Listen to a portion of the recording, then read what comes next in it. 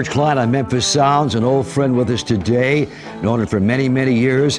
She dated Elvis in high school, went to the prom with the king and all. Miss Dixie Locke Emmons. Dixie, how you doing? Good, George. Thank you. How do you stay so beautiful all these years? Oh, you're very kind. Thank you. What your secret is, Us girl? older girls have to work a little harder. Dixie, you have retired from First Assembly, they tell me. I have. I've been retired 2 years now, after 30 years. Wow. Many wonderful memories over there. Absolutely. Dixie, you met Elvis and dated him early on. Can you talk about your early relationship with Elvis and just give us some stories? Okay, I will. Elvis and I went to the same church together. I've been at First Assembly since I was 8 years old. So that was my home church. And when his family moved to Memphis from Tupelo, they started coming to First Assembly. The big drawing card, I believe, that drew them besides the Pentecostal denomination was that the Blackwood Brothers Quartet were all members of First Assembly. And Elvis loved the Blackwood Brothers, of course, and the gospel music. So that's why he started coming to the church. He was about 3.5 years older than me, so we were not in the same classes together, but we were in the same Sunday school area and church together, so that's where we met. Well, Dixie, how was it? You tell a cute story about the skating party and all. Okay, well, we had, I had seen Elvis, of course, at church for a good while, but, you know, we kind of had eyes on each other, I think, but both of us were kind of shy. We were just teenagers.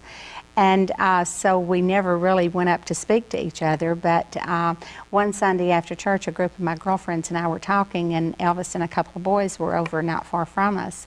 And we started talking loud enough for the boys to hear that we were going to Rainbow Skating Rink that Saturday night to skate, and we kind of just threw it out there to see if they were paying attention, if they would come. So that Saturday night we did go to the skating ring, and Elvis showed up. Not with the other guys, just him by himself. And so when I saw him, I went over to introduce myself to him. I said, I don't know if you know who I am or not. And he said, oh, yes, I do. And so we just, you know, we just started a conversation. I've laughed since that time. Well, we said that later. It was very obvious that he didn't skate. Yeah. So, you know, he just kind of held to the pole while we were standing there. But I took off my skates and sat down with him that night, and we spent the rest of the night just kind of getting to know each other. So when the skating session was over, he asked if he could take me home that night. We had ridden the bus out there. So he carried me home that night, and we started dating. Well, didn't something funny happen on the first date? He came to your home. He once told me your dad wouldn't let you go with him or something. That's right. When he brought me home the first time he brought me home from the skating rink, he asked me to go out with him the next weekend. And I told him yes, that I would, without checking with my parents. And when he came to pick me up the next weekend, my parents wouldn't let me leave the house with him because he was not... A little different, huh? He was a little different from the rest of the boys from school, you know, so my parents wouldn't let us leave. We spent our first date in the house with my mother and daddy and 3 sisters and played Monopoly, and that was our first date. Okay, now when he took you, Dixie, to the South Side Prom, I think it was, he was already starting he'd already recorded for Sun Records. Yes, he Talk had. about that, going to the prom with Elvis. Well, it was an exciting time. Of course, we had started dating. Actually, our first date was January '54, so his record had not been released until later that year, June, if I remember correctly. Excuse me. So we had dated through those times, and by '55, it was my junior prom.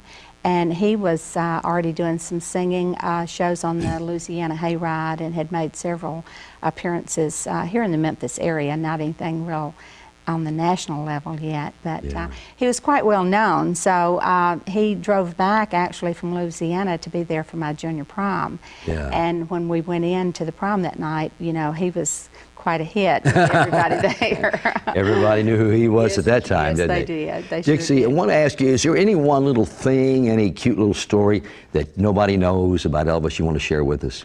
Well, you know, I don't know, George, if I can tell one that everyone doesn't know. There's been so many wonderful stories told about his personal life and private life. I just, when someone asks me that, I usually say to them that so many people that loved him and followed his career really didn't know the true Southern gentleman and the compassionate young man that he was growing up. Very true, yeah. And so when I hear people that have known him in later years, it's almost like a different person to me, because of course, you know, I married and raised a family after that time, so I didn't follow his career as closely as a lot of people did. But I said, the times that I knew him during the young, innocent, early days of his career, and just saw what a loving, compassionate man he was. It was very special.